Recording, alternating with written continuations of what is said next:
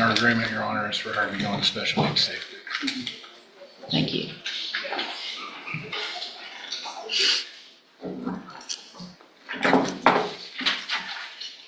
Sorry, it's taking a minute for my computer to get pulled up here. Okay, so Ms. Willilifford, in cause number 24, DCCR 1720, I have a motion to revoke your unadjudicated probation. It shows that you were placed on probation December 3rd of 2024 for the second-degree felony offense of aggravated assault with a deadly weapon, and that was a 5-year deferred probation. Is that correct? It alleges that you violated your probation. Count 1 alleges that... We've agreed to go counts 3, 4, 7, and 8. Thank you. A tense courtroom showdown. A woman caught in a house with drugs next to a wanted felon. Ownership is unclear, and the law must decide who is truly responsible for what's found. 3, 4, 7, 8. Count 3 alleges that you provided a urine sample August 14th of 2025 that tested positive for tetrahydrocannabinol. Is that true or not true? Yes. True or not true? Count 4 alleges that you provided a urine sample September 18th of 2025 that also tested positive for tetrahydrocannabinol. Is that true or not true? Count 7 alleges that you failed to provide verification of entering and successfully completing the anger management program. Is that true or not true? Sure. And then count 8 alleges that you are behind in your court-assessed fees as of September 18th, 2025 in the amount of $688. And is that true or not true? Did you enter your pleas of true to counts 3, 4, 7, and 8 freely and voluntarily? And did you plead true to those counts because they're actually true? I have here on the tablet some documents that have your signature on them that the state has marked as Exhibit Number 1. Before you signed these, did you go over them with Mr. Rojas? Do you fully understand them? Yes. And do you understand, if I follow this agreement that you've made with the district attorney, that you'll be waiving or giving up any right to appeal? Yes. Speak up, please. Yes, ma'am.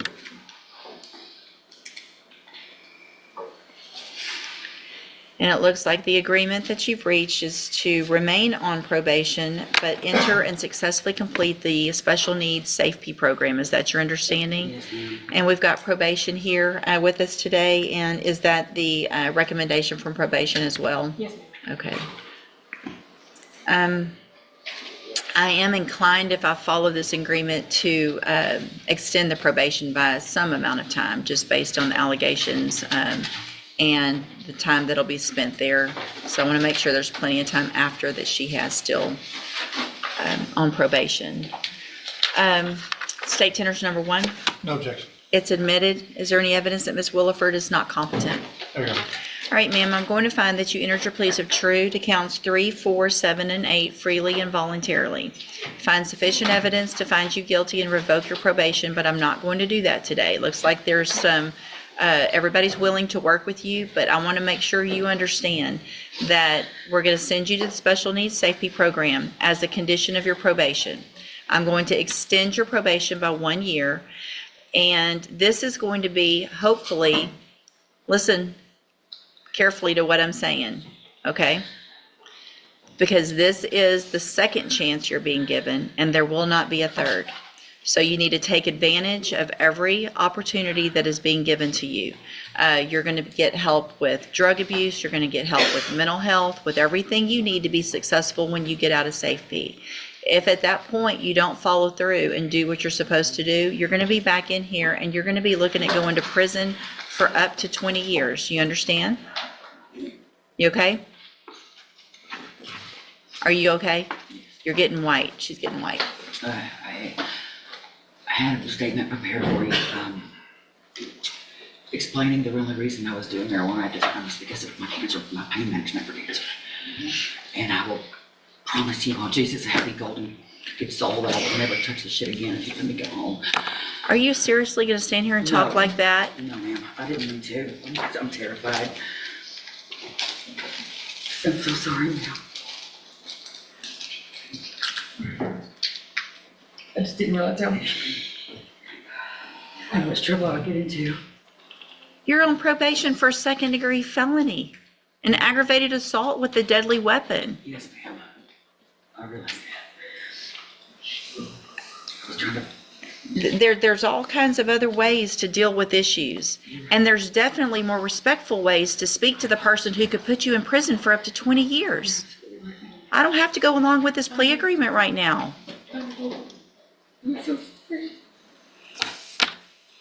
Okay. I'm handing you the trial court certification that shows this was an agreement that I followed, and so you've waived your right to appeal. Go back with the bailiff.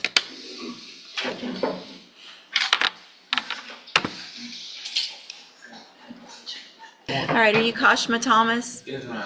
And Mr. Rojas, will your client waive the formal reading of the motion? He will, Your Honor. Judge, with the court's permission, we're going to abandon 5, 6, and 7. It's my understanding that those cases have been dismissed. Okay, thank you, Ms. Malfino. Mr. Thomas, in clause number 23, DCCR 0935, I have a motion to revoke your community supervision. It shows that you were placed on probation October 17th of 2023 for the offense of evading arrest or detention with a previous conviction. That was a 2-year state jail felony term that was probated for 5 years. Is that correct? Yes, ma'am. And, wait, was there a first amended? Hold on. What am I? Here's the first Oh, amendment. sorry, I'm looking at the wrong one. First amended, here we go. Give me a second.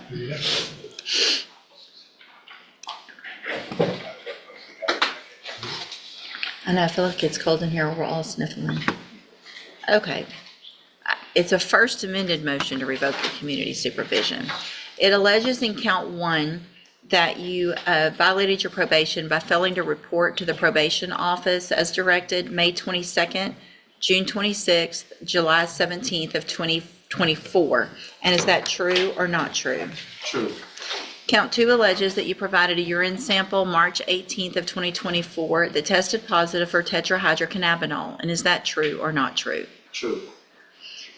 Count 3 alleges that you failed to pay your court-assessed fees as directed, and as of July 17th, 2024, you were behind $820. Is that true or not true? True. Count 4 alleges that you were arrested for the offense of evading arrest or detention with a vehicle February 5th of 2025 in County, Houston. Is it Harris County? It's Houston. Is it Houston County? Okay, so not Harris, it's Houston County. Is that true or not true? True. And then the state abandons 5, 6, and 7. Count 8 alleges that you failed to remain in Jefferson County as directed and that you were in Houston County February 5th of 2025 without permission. Is that true or not true? True. And then count 9 alleges that you possessed a drug, marijuana, on February 5th of 2025 in Houston County, Texas. Is that true or not true? Did you enter your pleas of true to counts 1, 2, 3, 4, 8, and 9 freely and voluntarily? Yes, ma'am. And did you plead true to those counts because they're actually true? Yes, ma'am. I have here on the tablet some documents that have your signature on them that the state's marked as exhibit number 1. Before you signed these, did you go over them with Mr. Rojas? Yes, ma'am. Do you fully understand them? Yes, ma'am. And do you understand, if I follow the agreement that you've made with the district attorney, that you'll be waiving or giving up any right to appeal? Yes, ma'am.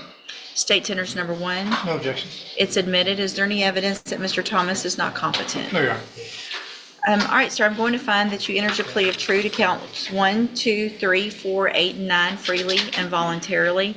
Find those counts true.